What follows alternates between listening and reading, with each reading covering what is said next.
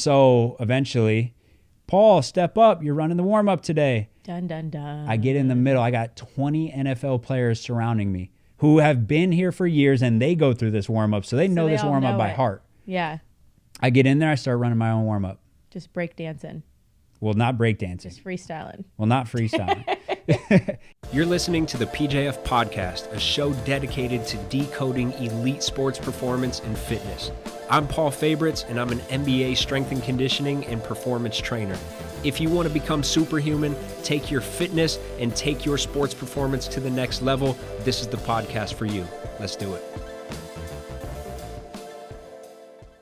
What's going on, my Squidwards? Today we got a very special guest. We got my wife in the building.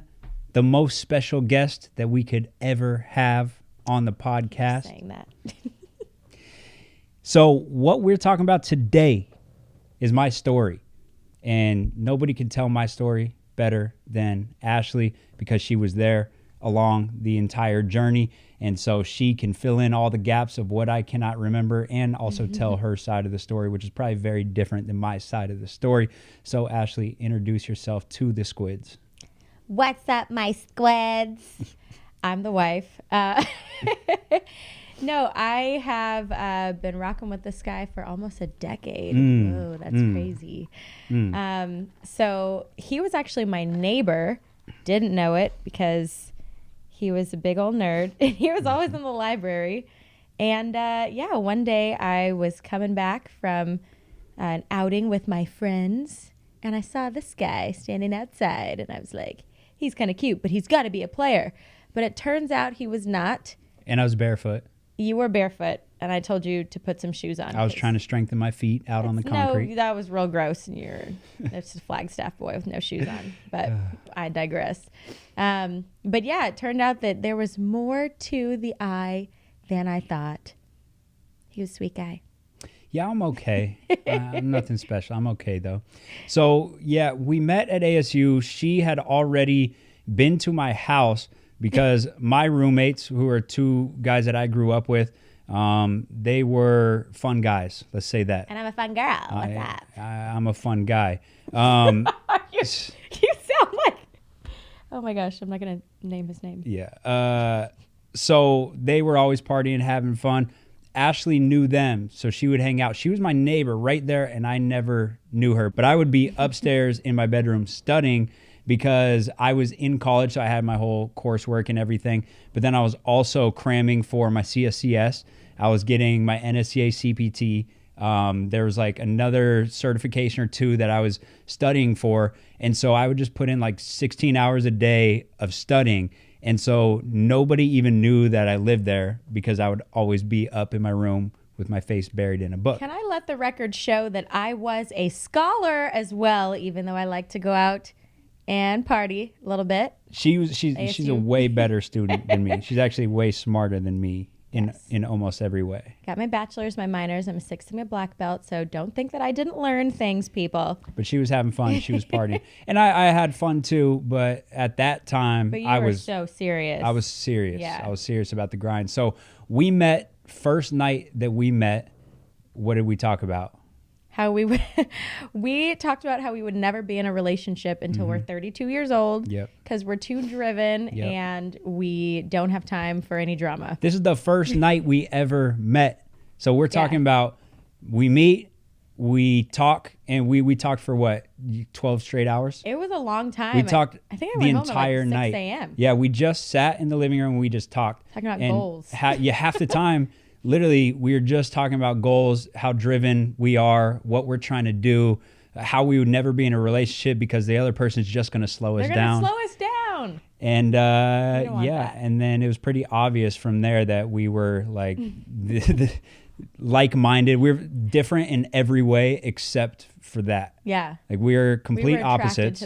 To each other's drive for sure. But that was like the thing. And then we also had a lot in common with our family structure. That's something that we bonded on very early because I have a mentally handicapped sister who's 4 years older than me that I sort of helped raise, and you have a mom Yeah. with a mental disorder that you helped get her through. Basically Well, raised. yeah, she's kind of like your child. She's my baby. Yeah, and so we bonded on that early on. We bonded just on our drive and everything. And then we basically started dating right away, unofficially. And Unofficially, people, because you got to vet him out. look, I'm too cool to like ask somebody out. I gotta. That was me. First of all, he's trying to. Calvin's over here, so they need to know that he's here because Calvin. Yeah, why are needs you to looking know. at Calvin? Because Calvin needs to understand what the real truth is. I was too cool. Yeah, she's. I was too cool, and I didn't want to let you know that I liked you. Yeah, no. Well, so I was playing it cool, and we were basically just like dating and already in love, but I just didn't want to make it official because I was literally too cool to do it. And Okay, then I'll give you. and then we were driving back from Flagstaff one day. I'm chilling, and no, we went to the Grand Canyon. We went to the Grand Driving back to Phoenix, and what did you say? You said, "So are we?" No. What do you say? Don't you try said, to put me in that box with those creepy chicks that are like, oh, what are we? Oh, No, it was that's worse not than even that. what went No, down. it was worse than that. What'd I say? I don't even You know. said, so should I make my relationship status on Facebook? Oh, Facebook was a big thing. And you clicked the button, you said in a relationship, and then that's what made us in a relationship. Actually, we don't have a real date. No, we don't. guessed that April 16th. We just like went back. It was, yeah. Because that was summer when we did that. Yeah. But I mean, guess. everybody knew, like our families, and everybody knew that we were already in love. But when you're as cool as me, you just can't, you know. Do you see what I'm dealing with, people? This is what I'm dealing with. I just let him have it. Okay. All right, So, CEO. yeah, we made it Facebook official. Anyways, it's been a wrap ever since. Here we are a decade later. But to give you guys context of where I was in my life at this time, this is the year that I always talk about when I talk about that pivotal year when I made my vertical jump transformation, right? So I was 19 years old when I made maybe I was 20 when I made my transformation, where I was unathletic, and I decided, hey, I'm done with basketball. I'm always injured. I'm not very athletic, super skilled, but I don't have the physical components. And I had said, okay, I'm done with this. I'm just going to become a trainer. And I started studying. But I made that transformation the year before I met you met Ashley. me. Yeah. Yeah. And so I made that transformation where I put 12 inches on my vertical. And then I'm at this weird point in my life where I'm like, shoot, I still have all the skill. I'm now doing windmill dunks when I was barely touching the rim Just for before. fun. Yeah, for fun. Literally, just at the local gym, just doing windmill dunks. And this is before like people made mixtapes, so people didn't like True. film. And you were the OG of mixtapes. Yeah, Just nobody knew. because I pulled out the BlackBerry and I just like that was fancy. Blackberries are fancy. Back yeah. No, my friend pulled out a BlackBerry and just filmed me dribbling one day and filmed me dunking. Yeah. And then we just like put it on YouTube. We didn't even know what we were doing. Like it looked like it was filmed on a potato. You love saying potato. I do. That's my favorite thing. But put it on there. Sent it around to just a few people back in Flagstaff, and like the NAU coach saw it, which is a Division I college. A couple other college coaches started seeing it, and it started kind of getting passed around. And I started getting hit up by colleges, legit Division I colleges, who remembered me from when I was high school, and I was super skilled, but injury prone and Can I not just say, athletic. back then they didn't want me. Now I'm hot. They all on me. That song was actually made about me. He called me and said, "Can I make this song about you?" I said, "Yes, fine." And then, I started getting calls, and I'm like, "Do I go back and play basketball? Like, is this actually going to happen?" Yeah. And so, that's right when I met you. Right when this like decision was coming up, and so we met, we fall in love, and then we both get super unique opportunities. Yes. I ended up going back to Northern Arizona, which this is where I'm from. And I always grew up dreaming to play Division I, and I had an opportunity to go play here. And so I went to NAU to play, and I was also training. I got a job at this gym, so I was already training people. But obviously it's a little too early on for me to say, hey, come to NAU with me. And she got another opportunity to go make music in Atlanta because she's a great vocalist. Thank you. And so she took off to Atlanta, and so we had a long distance relationship for a while. She was miserable in Atlanta because she was a starving artist. I was so starving. I was so sad. Oh my gosh. So hungry. All the cool things that you see on TV, they're like, oh, go down to the A. It's about to be crazy. And I'm like, oh, I'm not 21 yet, so I can't even drink. Like, I can't even go to the club and do all the fun, cool things. And I just was a server. I was just a server. With no bed. You were sleeping on the floor. No bed, no table. It was tough. It was tough. Sad. And I went out and visited, and we just like slept on her little apartment floor. But shout out to your mom who helped pay for some of my vocal lessons with Mama Jan. She did. My mom helped pay, and my mom didn't have the money. Yeah, and his mom barely knew me. I was like, thank you so much. My mom's a single mother, nursing job, raised 3 kids. Make it happen at all costs. Make it happen. Get me to basketball camps. Doesn't have the money. I don't know how she did it. Just do it. And then she's over there, and she's like, I need to get in with this vocal coach. And it's like $2 a session, and I don't have even enough money for Taco Bell right now. And yeah, man, she came through, and she paid off her sessions. And so we would go back and forth and visit each other. We were both just kind of miserable, and we were stuck for sure. We were in a bad place. At this point, we knew that we had an opportunity that we'd been waiting for such a long time. But you know how when you're young, you think everything's going to be like roses and flashy and perfect. Yeah. And we got a real serious taste of reality. Yeah, we got a good uppercut to the jaw. So my uppercut, I didn't give you guys the full background. My uppercut is I was going to NAU, doing well, earning my spot, and then I broke my toe. Right before season started, right before a game started, I broke my toe. So I was basically out. And so she was struggling. I was struggling. We would call each other just talk about how depressed we are. And so it didn't work out for me. I never recovered fast enough to play in that season. So then it was either go back or I can just go in with this, training stuff. And even though I had made this big transformation in my vertical and I knew, hey, I can go play and I can play well. And if I can just have one good season, I feel like I can go pro somewhere. I can go overseas and get a job somewhere. I was very confident in myself there, but at that time, my passion for basketball had shifted into a passion for training. I was pissed off. I was mad that I had so many injuries. I was mad that I spent all this time unathletic, and now, and all I was missing was smart training. And so now I know, okay, I got this system. I just want to help as many people as possible. I want to get people athletic. I want to make sure that other people don't get injured like I did. And so we ended up moving back to Phoenix. Yeah. We moved in together. And so she moved back because, partly because of me, but partly because she got to take care of your mom. Yeah. And so we moved back in. We moved in together, right? A small little apartment. Teeny tiny. Teeny tiny. Maybe 500 square feet. If that. Which is coming from like somebody that's super clean and likes things in order. It was definitely an interesting transition. Yeah, it's not my strong suit.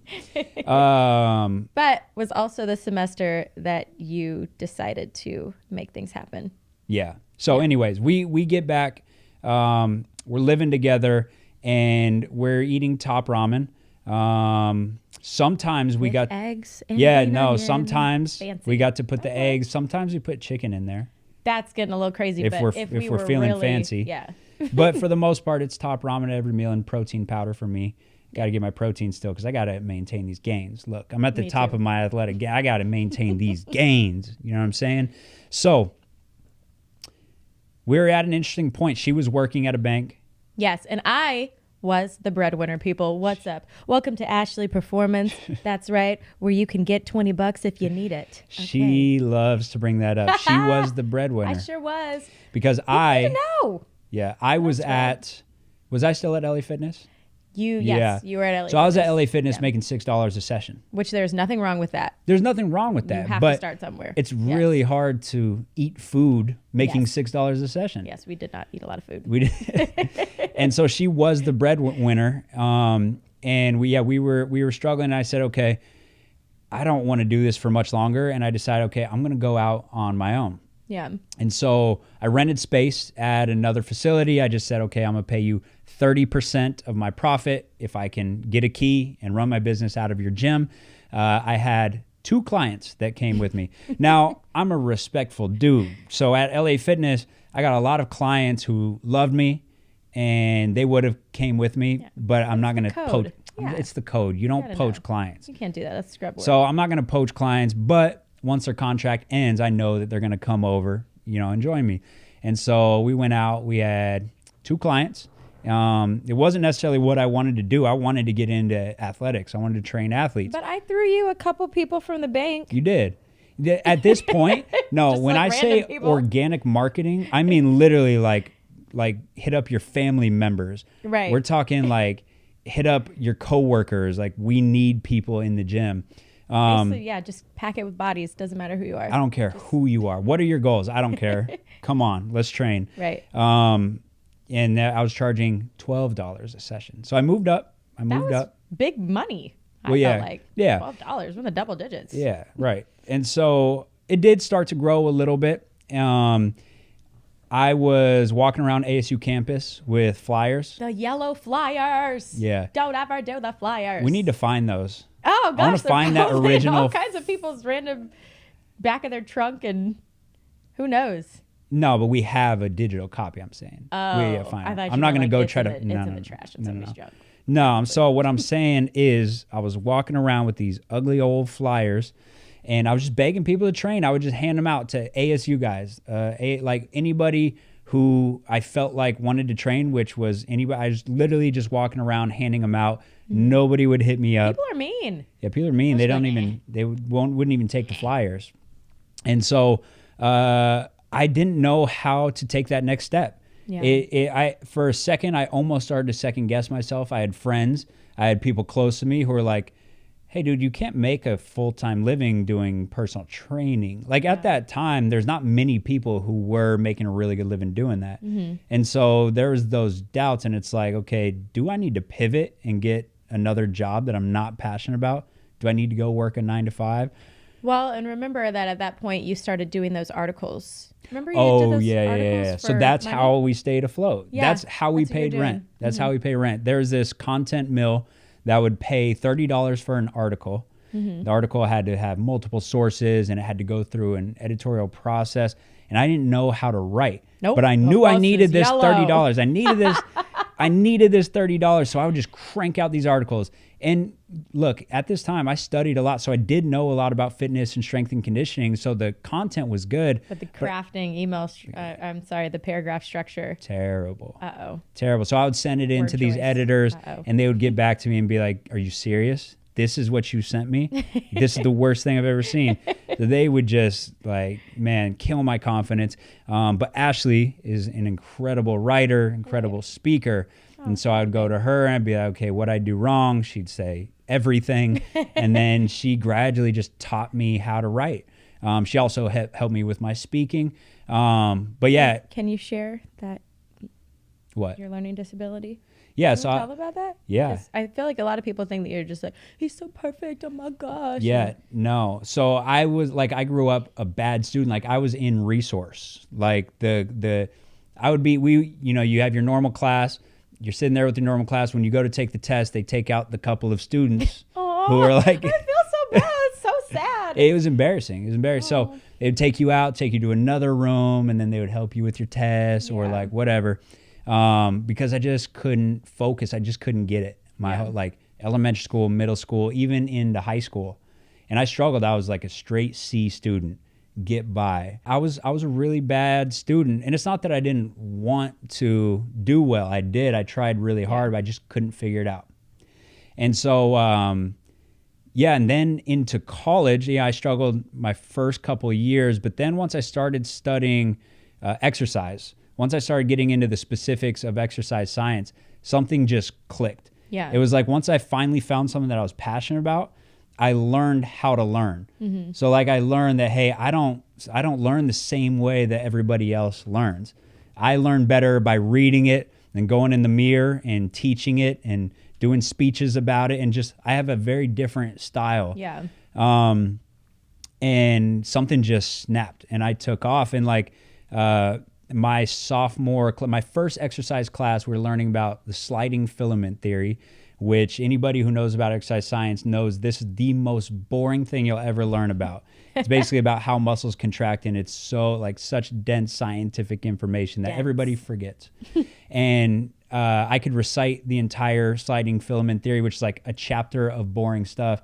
And I remember the teacher is like, I've been doing this for 20 years and you're the first person who's ever done that. That's crazy. And I was like, what is happening? I'm a good student now. Why am I smart? Why am I smart now? Yeah. It was the weirdest thing. And then, do you remember the first year that we met when I took Patrick Ward to lunch? Remember the trainer? That was huge that you sent him an email. He actually got back to you. Yeah. So I've been emailing everybody. Email every team, every Division I pro. Man, can I intern? You know, I'll wash your towels. I'll do whatever. I just got to get experience. And, you know, one guy got back to me and I loved he had a blog. I loved what he did. He had some interesting thoughts on concurrent training with endurance and power. And so I hit him up. He was in Tempe. He got back to me. He said, sure, you know what? Let's go to coffee. I'll help you out. Boom. Went to coffee with him. Asked him questions for probably an hour and a half straight. And I went home from that interview and I had started a blog. Wasn't really posting much, but here and there I would post something. I went home and I wrote up the entire interview. Yeah. So I didn't like write anything down. I didn't record anything. I was that interested in everything that he said that I remembered everything word for word. And he was like, what the heck? Yeah. So I typed it up on my blog. I typed up a Q&A on my blog word for word and I posted it. And then I sent it to him. I said, hey, I typed up our conversation.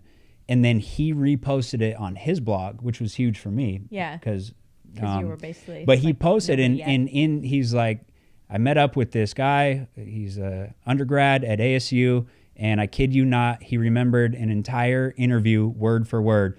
I still have the blog post that he wrote. Yeah. And he's like. That was huge. He's like, he wrote it word for word and like not one thing was messed up on it. It was literally word for word. And then, that was another moment for me where I was like, oh my gosh, like I get this stuff. Which I think shortly after that is honestly when you decided to do the cheat codes too. Yeah. Yeah. So shortly after that interview, like you were pumped up, like, I'm cool now. Well, yeah, that I'm cool now. No, that gave me a lot of confidence. And then throughout the rest of my bachelor's degree and all the certifications, everything was just straight A's and just killed everything. Yeah. The funny thing is, because I learned how to learn, when I went back and I did calculus and I did any math class that I normally would have failed before, easy. Yeah. The stuff that I'm not even passionate about, I can go do because I learned how to learn. Yeah. And I would have never learned how to learn had I not found my true passion. Yeah. Because you just want to learn that information so bad. So I turned the corner. I'm still in school. I think I was a junior, right? When I came out with the cheat codes. Or maybe, no, I was a senior. You're a year ahead of me. Yeah, I think I was going into my senior year when I came out with the cheat codes. So that was our very first program. Ebook. Yeah, it was an ebook. Where were we at on social media? I maybe had 50,000 followers. No, maybe less. Maybe 20,000. First of all, I just want everybody to know you're welcome for Instagram. That was me, people. That was me. It was. This man was like, Instagram's nothing, blah, blah, blah. And I was like, you need to get on Instagram. Okay, because at the time, you recommended me get on Instagram. At the time, there was no videos. So I'm like, what am I going to do? I'm going to take gym selfies. I'm going to take my shirt off and just like snap gym selfies. What am I going to do? And then squat and then take a picture of the you kept hyping me up on it, and then they dropped the ability to do 15-second videos. I'm like, okay, now it makes sense for me. And so I just started snapping with daily videos like ball handling, vertical jump, like whatever. But we weren't promoting the ebook on Instagram originally. You launched before that, right? No. I had a little base on Instagram. Oh. Yeah. I had I think I had probably 20,000 followers. Okay. At least. And I dropped that. And first of all, keep in mind, even though I had 20,000 followers, it didn't lead to more people in the gym. So we had the 20,000. It's cool. Like we're getting clout and my friends are like, yo, you might be able to do something, but we're still not making money. Yeah. Because the followers don't lead to clients. Followers don't lead to dollars unless you know how to. At the time, I didn't know. Which is before like marketing was That's even a real thing. Yeah. So Instagram this is early marketing, on. Facebook marketing. It's early on. Then we launched the cheat codes. Boom.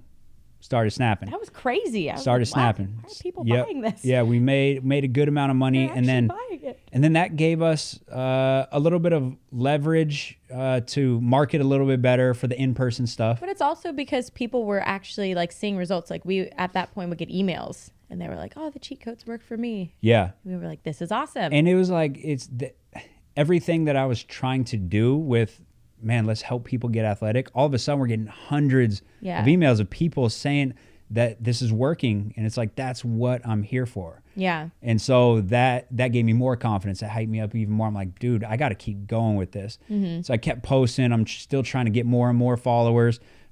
Eventually, some NBA players actually started following me on social media and started coming out. Malcolm Lee was the first one to come out. Yeah. Shout out to Malcolm. He came out. He played at UCLA, played in the NBA for maybe he was a rookie or maybe played for 2 years, and then he got hurt. He had multiple surgeries in 1 year. He hit me up. He had found me on Instagram and said, look, I'm flying out. Your stuff is super innovative. You're exactly what I need. He flew out. He started training with me, put like 7 inches on his vertical, got back healthier than ever, and then he went back into the NBA. So he went, played a couple more years in the NBA, and then went overseas, still making good money overseas now. And so from there, then he kind of introduced me to a few more people, started getting ASU players in. And then I got a couple Suns players in. And then everybody kind of started seeing that within Arizona, and it started just going viral. I mean, people would travel from 2 hours away to come to a training session, and it just started spreading like crazy through Arizona. Yeah, that was wild. And that was the time where we went from ramen noodles to like potential Olive Garden. Not Olive Garden all the time, Ooh. but potential We had a few Olive Garden Olive trips. Garden. Yeah. And we were like, what? Yeah.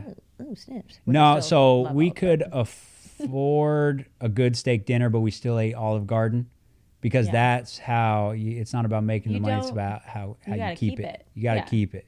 Yeah. And so we Privilege. didn't ball out. That's one thing that we Pointer, did. patented. Yeah, that's one thing that we did really well is we still just lived a very humble life, even though we started bringing didn't in. know if this was gonna be something that was sustainable. Is this a fluke? Like, Yeah. we don't know. We got nothing to base it off. Right. Like most industries, you have people to look at and say, this is what they do. Yeah. In this industry, I didn't really have many people to look at, Yeah. especially in kind of my little niche of like vertical jump, but then I do skills training and I kind of blend the two. I didn't have anybody to It's look at. very specific. So it's like, is this thing a fluke and I'm just going to be out next year, or is this thing something that I can keep going with? I don't think that either one of us would have thought that your brain would take us this far. No. You know what I mean? Like, No. I always knew that I always tell everybody, he's the smartest guy I've ever known. You'll never meet anybody with as much drive. Like, he's so intelligent and all these things. But the way that you were able to, like, use that to reach the masses in such a different and unique way and, like, dive into the science and, like, all these confusing things that usually people would be like, I'm sad, I don't know. And you can break it down, but it's true. And I think that's why people kept following you, and it grew and it grew and it grew because you're putting out these good programs, but you're also able to talk to the lay people like myself or newcomers to the industry or new athletes who are just starting to learn about training. And it's relatable. Yeah. Because you weren't born like that. Right, exactly. And then so we started doing really well with our in-person training. We're making really good money online. I'm still in college. Like, I hadn't we didn't graduated graduate yet. So then maybe a couple months later, I graduate. And then, things just keep going. And I started doing my own research. I started getting into the ASU lab, whether I was permitted to be in there, maybe not, but maybe I snuck in a little bit. Yeah, just, If they watch this, they're going to be like, that was that guy. Right, they come arrest me. But, I would get in there, I would mess with the force plates, and I was just constantly trying stuff because, that technology is very expensive. I couldn't afford it on my own yet. And so I would just get in there and I would just test out theory after theory after theory. And eventually I got to the point where I could innovate. So now it's not just like, this system that I came up with, but I can actually back it with real data. which hadn't really been done very well. Yeah. And so I just, kept training people. I kept getting more and more certifications, getting smarter, dedicating my whole life to this, studying. And then eventually we got a call, maybe a year after I graduated, we got a call from the guys at Open Gym Premier who were... What? Elite Vertical Jump and Explosiveness Program launched right, before the guys right. from OGP Okay. came to Tempe. So that was a big moment. We launched the Elite Vertical Jump system. Yeah. And so that was our first real vertical jump program. The cheat codes was an ebook and some good information. But that was the first time that I structured everything into a 12-week program. Yeah.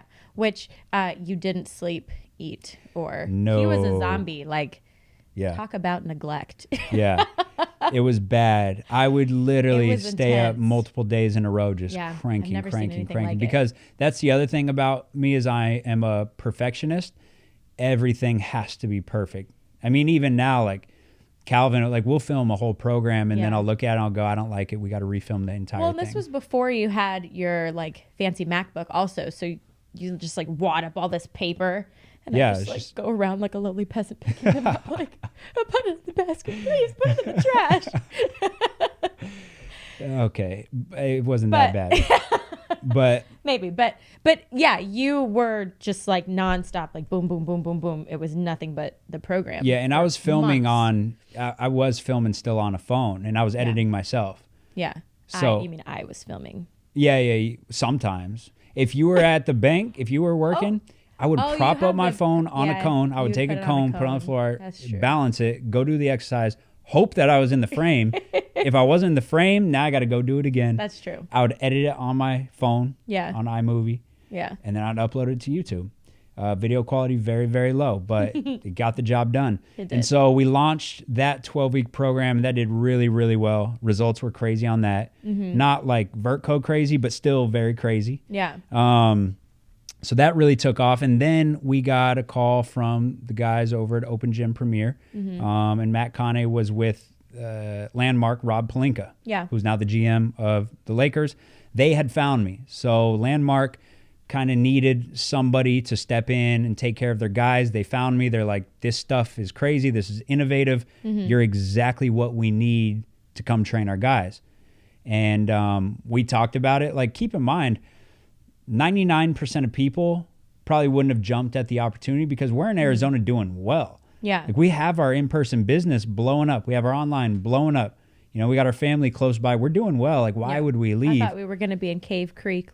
We made it. Yeah, we made it. We're chilling. We're fine. But then I'm a little too driven for that. You can't stay inside of the box. No, I had to go outside the box. It's an opportunity that's way too good. We talked about it for maybe a day. And he left me. Bye. I put my clothes in a plastic bag. I got my car and I moved. Wait a second. We had just moved into a new place also. Yeah, we did. So we were stepping up. We moved into a nice little house. And he's like, come on, let's move into this place. And then he's like, bye, in 5 minutes. And I was I'm not going to leave right away. What? Well, yeah. You took a little longer. Left me a milli. First of all, I didn't leave you.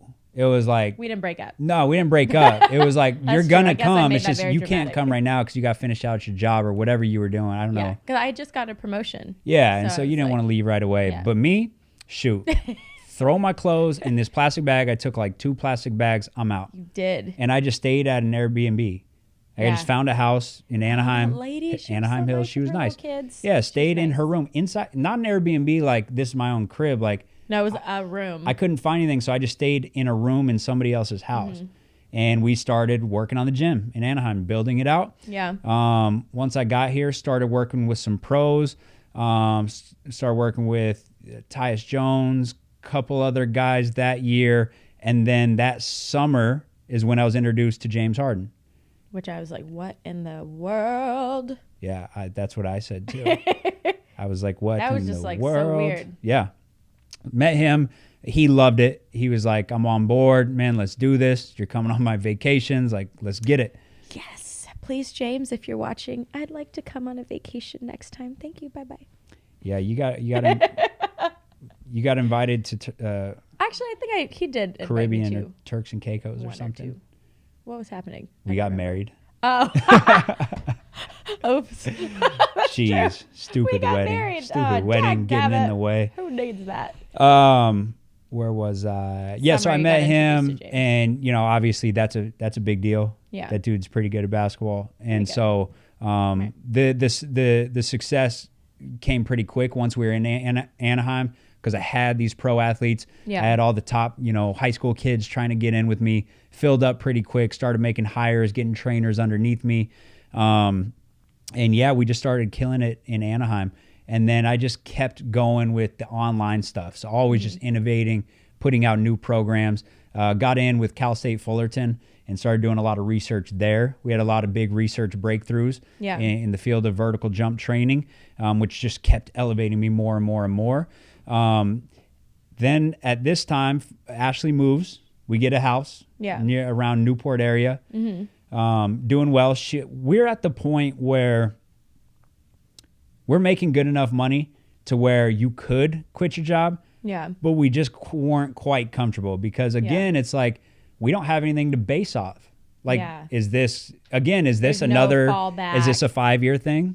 Is this a 2-year thing? We were new to California. We didn't know if we were going to be able to tap into the California market. Like, there's a lot of variables that go into just jump into another state, and all of a sudden you're like, bam, I'm here. Yep. And so she got in with a tech company, and just climbed her way up because she's so talented. I'm a corporate killer. Corporate killer over here, opposite of me. I can never do corporate.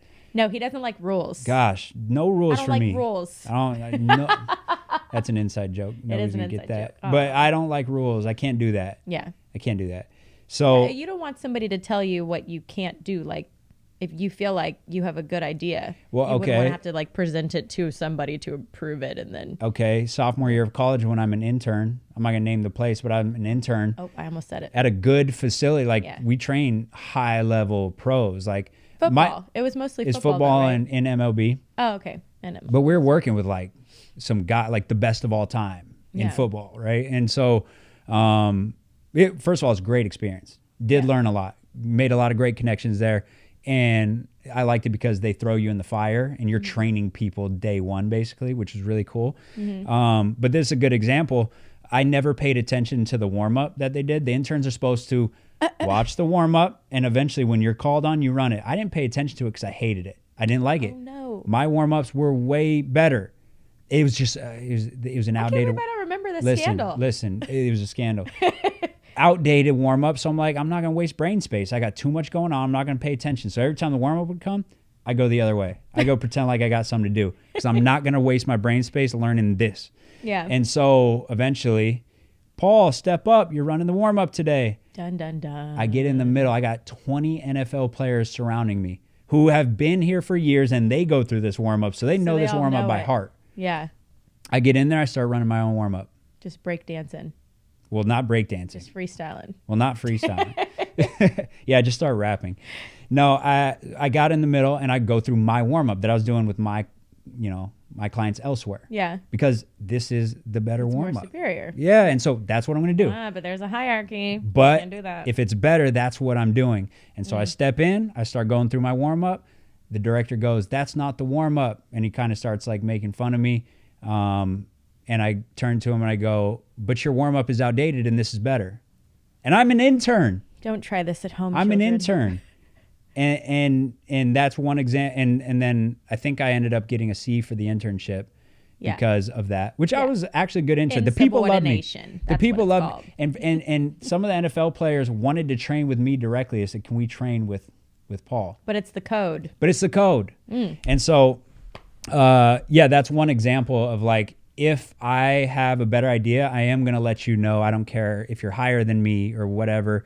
And it's not that I learned a lot from them that, they had methods that were way better than my methods in certain areas, but that warm up was outdated and I'm going to let them know. Yeah. And so that's just kind of that's why I could never be, manner. That's why I could never, very public, the most public manner. That's why I could never be in the corporate world. Yeah. It's I would be too honest with people. But anyways, you're a corporate killer. Boom, boom, boom. And so she just keeps climbing in this company that she's at, manager position, youngest manager at the company ever, I think. International teams. International team. Chicago. Yeah. And Newport. So she's cooking. I'm cooking. And then, you know, we just keep going. Business keeps doing better. And eventually we came to the conclusion. And first of all, keep in mind, she's running my business too. Yeah. Oops. So she's, we forgot to tell you that. She's doing all that, but she's also running all of our back end stuff. She's running our emails. She's doing our online program stuff, implementations, basically everything that I can't do. So I was basically the trainer, and that was it. I didn't want to do anything else because I wanted to dedicate. Balancing the books too. Yeah, I wanted to dedicate all my time to that. But you didn't have much time because you were so busy. Yeah. Doing all that. And then eventually we came to the conclusion, look, you got to leave your job. And so we made that leap. Eventually she came over to the right side, left the corporate job, and then we just went in full time. And it was the best decision that we ever made. Yeah, I agree. The business took off because we had so much more time and energy just to kill it. Yeah, and everything that I had learned like over the past 10 years working in corporate that I was pouring into somebody else's dream, like a company, I'm just a number. Now I can take that expertise and put it into our business and actually have time to make our business better. Yeah. It just made sense. Yep. And so business kept doing well. And then, you know, we kept launching more stuff. We launched the Vert Code. Mm-hmm. We launched Vert Code Elite first. We launched Vert Code Elite. Then we launched the Vert Code. And now we're just constantly innovating, constantly coming up with new stuff. This has been the craziest year for program launches ever. Yeah. And we still got stuff coming. There's still more. Shh. Don't tell them. Can I say? Don't tell them. Can I say the first letter of S? Ooh. What a good hint. That's such a good, that's an elite hint right there. Okay. Yeah, but that's where we're at. And then we decided, you know what? Let's get this house, our dream house. Well, did we decide it? Or? Kind of. Kind of. Paul decided that we were going to get this house because we'd been looking for commercial gym space. Don't forget that part. We'd been looking for commercial gym space in LA. Yeah. That was the real plan because you'd been commuting and like hours and hours. It was so sad. Yeah. And that was the original mission. Because we had the gym in Anaheim, but most NBA players stay in LA. So either West LA or this area, like, you know, the Valley, Calabasas, Malibu. But not many people stay in Orange County. And so there was people driving there, and they would drive for 2 hours. Yeah. But then also I would come out this way. Like so I'd do Oaks even. It was nuts. Further. Yeah. I would do my morning sessions in Anaheim. Mm-hmm. And then I would drive out here to Thousand Oaks, and then I would stop in West LA. And then I would fight through traffic to get back to Anaheim. Mm-hmm. And then I would do more sessions in Anaheim in the evening. Yeah. Finish 10 p.m. Never saw you. And then wake up 6 a.m. to do it all over again every single day. And then in between there, I'm finding time to study. I'm finding time to food. Barely. I tried to pack you lunches and just you're like, I don't have time to eat it though. Blah. Tough. So anyways, eventually I got tired with that, and I said, okay, we got to be in LA. We need to find something in West LA or out in the Valley. And I just started looking for warehouse space, and I'm looking for something that's a solid size, 30, 40,000 square feet. Little did I know, there's no such thing out here in LA. You cannot find a warehouse with high ceilings, that's that big. Unless it's in, a really, really bad neighborhood. But even then, the price is ridiculous. And you'd be looking zoning too. Remember, there's there's zoning issues, and the minimum that I could find was something for like over $100,000 a month. Yeah, not a year. $100,000 a month. So I was like, yeah, let's not do that. But then, because we'd never taken out a business loan, and that was actually a really scary thought to potentially have to take out a business loan because we've done everything grassroots. Yeah. So that was terrifying. Yeah. And so I was like, okay, well, let's give up on that. But I didn't know exactly what to do. Randomly, I saw this house. I don't know why I was looking for houses because we weren't really searching for a house. Yeah. But I randomly stumbled upon this house that is, 40 something thousand square feet of yard land, space, yeah. flat land, which is rare in LA because everything has slopes, Like a which is hill or- really hard yeah. to build on. And so we find this place, and the house is a great size. The yard is huge. Mm-hmm. And I'm like, look, for my business model, this makes a lot of sense. We can Yeah. run everything out of here because I'm not running huge groups normally. And so since it's private, this is the most private it can be. Mm-hmm. They can pull into the driveway. We can build out weight rooms. Mm-hmm. We can, we have our full court if we need it. We can build another court if we need it because we have the land. And I'm like, let's do this. This will be unique. This will be interesting. Now we don't have to go buy a huge warehouse. Yeah. And we pulled the trigger quick. Yeah, And so we did. We started right before the wedding. We were busy. we were busy. We were getting married. We were planning that. Planning the house. And we went on our honeymoon. And then as soon as we got back, we moved into the house. Literally the day after we landed. Yeah. We got back on the 30th of September. Yep. And on the 1st, we walked into this house. Yep. And then construction started, and we started knocking down stuff, knocking down walls, building out the gym. We took our master bedroom, which was just huge. It was too big. It was too big. It was like uncomfortable. Why do you need all that space? What you gonna do? And I was like, okay, this is the weight room for sure. Great size for a weight room. Built that into the I weight didn't room. know that the whole master bedroom was gonna be the weight room, though. Yeah, of course it is. Of course it is. It's way more important.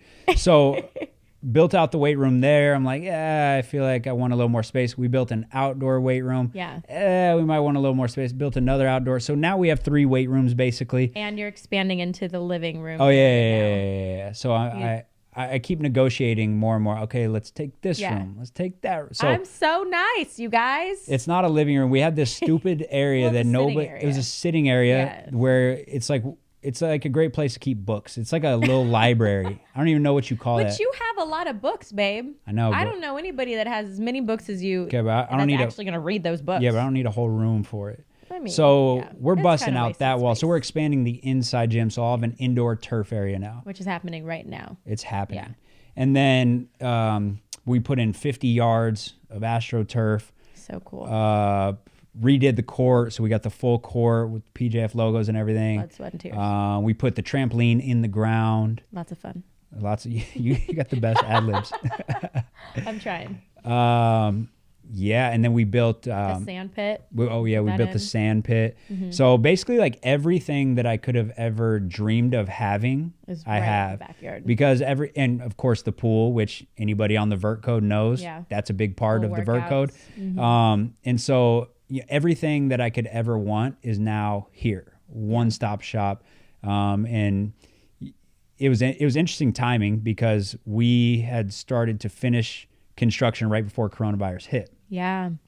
which was unbelievable because every other gym shut down, Yes. and we can, Thank God.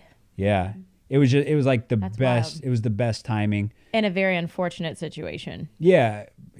But it was the It best worked out timing for for us. us for sure. And then, our guys were, still able to train. Anybody who was here in LA is able to train here. There's still most gyms are still closed, but we have some of our NBA guys starting to come back and train, and they're like, dude, this is the most incredible place I've ever trained.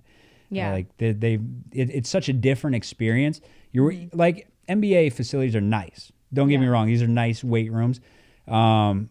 But you're in a gym all year. You're in a gym for 7, 8 straight months. And then to come here and be able to go indoor weight room, outdoor weight You room, can lounge out on the after turf, and then we can lounge. We get in the pool, get in the jacuzzi, the ice It's bath. like a whole experience. We got mini golf. We got 9 holes of mini golf. It's a relaxing getaway. And so it's almost But you're like putting in hard it's like a work. training resort. Yeah. And so Yeah, they can that's come in true. here, and for 2-3 hours, they feel like they're at a resort. You get to relax. You get the vibes. Yeah. So it's just been an incredible experience for us. We've learned a lot of stuff that we're going to be sharing on Edu, which is our platform for trainers. Just sharing about how we went about doing this, because we've built so many things that we've made all the mistakes I feel already. like I'm a general contractor. Yeah, basically, because the requests that we have are so They're unique. just like so random. Again, People we would have look at nothing us to like, study. why would you put that? Why? Yeah. You know? Yeah. So we're sharing a lot of that stuff on EdU. And any of you guys who are like interested in the specifics of what we did, maybe from it's the training standpoint, but the marketing standpoint and the moves that we made, that's all stuff that we share on EdU. Yeah. So I feel like EdU's great. I mean, most of the NBA strength coaches are on it and they love it for the details, great right? Feedback to the emails. NFL, MLB, like all these strength coaches are on here loving the details of the training aspect. But for like a college kid or somebody who was in my position where it's like, how do I make that breakthrough? People like to understand the personal struggles and moves that you made rather than just like the surface Yeah, level. I mean, like the business side of it, like understanding that stuff is just That's as critical. important, you know, if not more important sometimes than the specifics. So Yeah. EdU is where we share all of that. Check out edu.com. If you want to get on board with that. We got me and Max Schmarza, the mad scientist. He's always killing it with the science information. He is a beast. He's a beast. And so we're constantly putting stuff out there. So if you guys are interested, check out edu.com. What else are we missing on the story? I mean, there's like 500 There's million so things that much. we're missing. If we say anything else, it's going to go for such a long time. But honestly, like this whole process with me being able to help build and just watching you, it's to see us here in this house now and like all of the things that you've ever dreamed of starting to come true. I mean, obviously you still have goals and you still, I mean, you're never satisfied truly. No. But it's like, it makes me proud. I'm proud of you. Aw, so sweet. I'm Yes. proud of you. You know what? What'd I I'm do? proud of you. I mean, you built this. Like, I wouldn't have been able to do this. I was driven like nobody else, like crazy driven. But I didn't have direction. I didn't have direction for that drive. And when you came in, it provided that direction for me. And you provided everything that I couldn't do. Everything that I'm bad at, you're good at. I'm the ideas. And vice versa. Yeah, I Because like your drive is actually stronger than mine. And I was like, what's this fool up to? Why does he have so much drive? That's crazy. Yeah, So, we're opposites complement definitely. Opposites definitely attract. Yeah. As long as you have the same vision, that's what you got to share. Yeah. You got to share that same vision, but then from there, if you can be opposite in the other ways and complement each Yeah. other, that's huge. If So there was a Trainer's Wives show, I'd think about it. But then they'd want me to be like, oh, no, girl, she was doing all these things. yeah, we'd Throw have to some water in her dramatize face." it. Maybe we'll do That's it. a little too much. Maybe we'll do it. That'd be fun. Ah. Yeah, that'd be sick. That'd be sick. Anyways, how do we exit this? You know what we need to do? What? Mm. Uh-oh. 41, 42. 111, 112. Get it, babe. No. What we need to do What is did you need to show them the vocals. Uh-oh. Show them. Here. I'm going to give you random requests. Show them. Couple goals. No, not yet. Not yet. It's not released yet. Not yet. I could get in trouble. Yeah. Don't do any of your music yet. So she is coming out with an EP soon. Yes. So I'll let you guys know when that comes out. Give me a parody. Give me who'd you do the other day? Who? Christina Aguilera. Christina Aguilera? Do Christina Aguilera. Ain't no other man can stand up next to you. Ain't no other man on the planet does what you do. That's good. Do Shakira. Oh my gosh. Ooh. Hey, put me on the spot. Shakira, Okay, Shakira. let's see. Wherever, Ooh. whenever, Ooh. we're meant to be together. Hey. I'll be there and you'll be near. And that's the deal, my dear. Ooh. That's always weird because That's she's fire. got like, the throat thing. She got the going on. throat thing for Yeah. sure. Okay, do something that you want to do now. Do something that's more like reflective of your style. Let's see. To the left, everything you own in the box. To the left, in the closet, that's my stuff. Yes, if I bought it, then please don't touch. And keep talking that mess, that's fine. But could you walk and talk at the same time, man? It's my name that's on that bag. So remove your bags, I'ma call you a cab. Standing in the front door, telling me how I'm such a fool. Talking about how I'll never ever find a man like you. You got me twisted. Woo. That's And that's on the spot. Yeah, that's it's no out with warm the up. lights. That's no warm up. Get There's somebody no with a brush to, vocals. like, pat it. Calvin's in the corner clapping. Oh, thanks, Calvin. You got one fan. I do. And Mildred. Oh, she's asleep. Okay. Yeah, Millie's asleep. My baby's not supporting me. So if you guys want to hear more from Ashley, comment below.